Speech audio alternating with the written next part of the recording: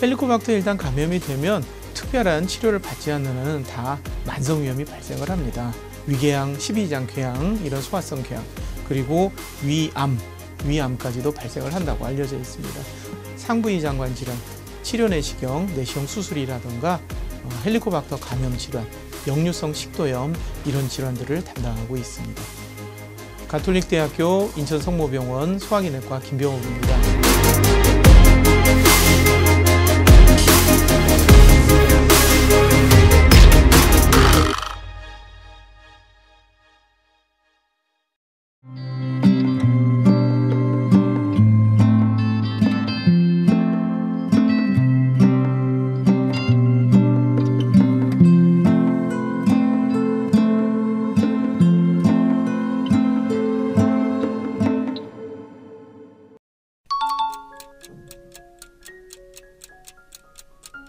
헬리코박터균은 위점막을 통해서 감염이 되는 그런 세균입니다. 우리나라의 성인의 약 절반 정도가 이 세균에 감염이 되어 있습니다. 과거에는 위에 산이 나오기 때문에, 위산은 염산이거든요. 강산. 그래서 세균이 살 수 없다고 생각을 했습니다. 근데 1983년에 호주의 의학자인 와린과 마샬이 이 위에서 헬리코박터균을 처음 동정을 해냈습니다. 그래서 위에도 세균이 살 수 있구나 하는 것을 알게 됐습니다. 근데 이 균이 만성위염, 소화성 궤양, 또 위암까지도 유발할 수 있다는 게 알려지면서 많은 관심을 갖게 됐습니다. 일본이나 우리나라, 중국과 같은 데서는 이 헬리코박터 감염률이 굉장히 높은 편이고요. 유럽이라든가 북미에서는 상대적으로 낮습니다. 아직까지는 이게 좀 명확하지는 않습니다. 구강에서 구강으로 아니면은 분변을 통해서, 그러니까 변을 통해서 감염이 된 음식물을 섭취하거나 이렇게 해서 감염이 된다고 생각이 되고 있습니다. 우리나라에서는 잘 아시는 것처럼 찌개를 여러 사람들이 한꺼번에 떠먹고 또 술잔을 돌리는 문화가 좀 만연해 있기 때문에 다른 나라에 비해서 우리는 이런 경로를 통해서 감염이 더 많이 되지 않았나 이렇게 생각을 하고 있습니다. 위생하고도 상관이 있는 것으로 알려져 있으니까요. 보통 이 헬리코박터균은 어릴 때 감염이 많이 되거든요. 우리 60대 이상 되신 고령이신 분들은 과거에 위생 개념이 제대로 없었기 때문에 그때 많이 감염이 되셨습니다. 특별한 치료를 받지 않는 한은 다 만성 위염이 발생을 합니다. 위궤양, 12장 궤양, 이런 소화성 궤양, 그리고 위암까지도 발생을 한다고 알려져 있습니다. 또 왜 림프종이라고 부르는 말트 림프종이라는 게 있는데 그런 것도 이 헬리코박터 감염에 의해서 생긴다고 알려져 있습니다. 위장관 외에도 특발성 자반증이라던가 아니면 염증, 전신적인 염증을 통해서 심혈관, 그러니까 심장이나 뇌로 가는 혈관, 그리고 간이라든가 이런 데에서도 문제를 일으키는 것으로 알려져 있지만 아직 그거는 이제 연구를 진행을 하고 있는 거고요. 헬리코박터 감염이 돼서 위염이 발생하면 특별한 증상은 없습니다. 드물게 소화불량이라든가 이런 것들이 생기는 분들도 있지만 일반적으로 특별한 증상은 없습니다. 궤양이라는 것은 이 위에 아니면 12장이 살점이 떨어져 나간 거거든요. 그렇기 때문에 그렇게 되면 속이 쓰리다든가 복부 통증, 심하게 출혈을 하면 토혈을 하는 수도 있고 변이 새카맣게 나오는 수도 있고 또 합병증으로 해서 위가 막혀버리거나 이렇게 되면 구토가 나고 이런 증상들은 생길 수 있습니다. 조기암은 특별한 증상이 없습니다.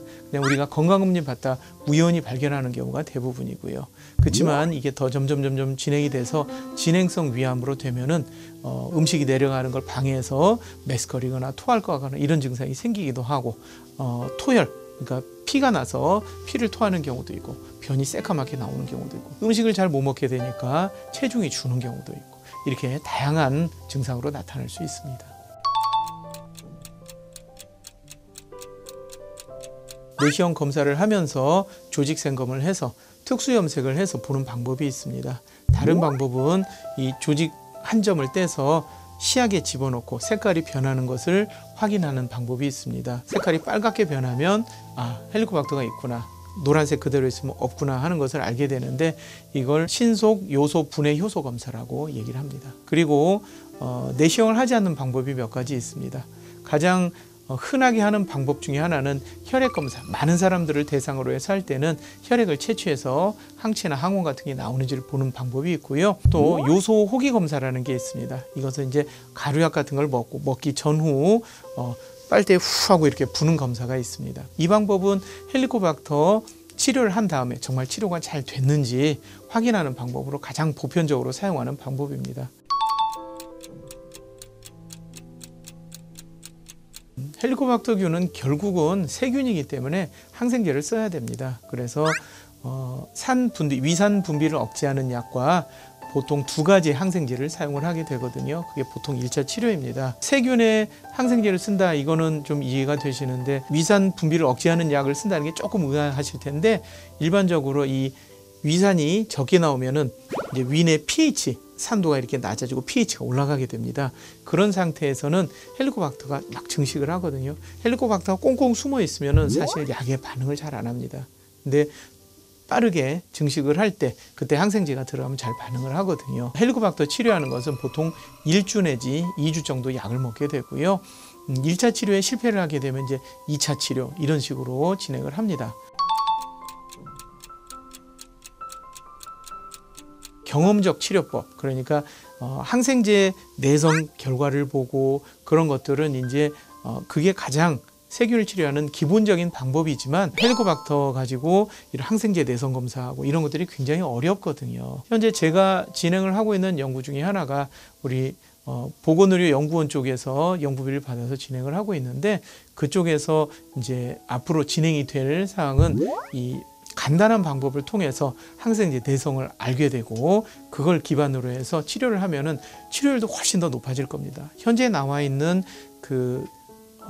경험적 치료법은 점점 치료율이 낮아지고 있거든요. 그렇기 때문에 이거를 바꿔야 된다고 생각을 합니다.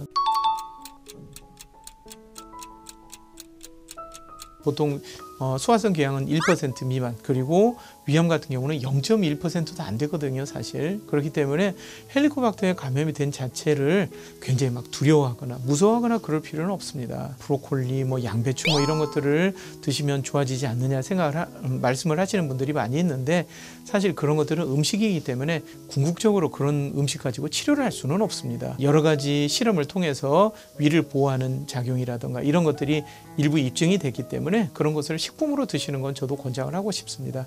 하지만 궁극적으로 치료를 하는 거는 전문가하고 상담을 하셔서 헬리코박터 양성인지 확인하고 치료를 받으시는 게 좋습니다. 우리나라는 이제 40세가 되면 건강검진을 다 하게 돼 있고 2년에 한 번씩 위 내시경을 받게 되거든요. 그렇기 때문에 그때 필요하면은 헬리코박터 검사를 하고 필요하면 치료를 받고 이런 것들이 도움이 될 것 같습니다.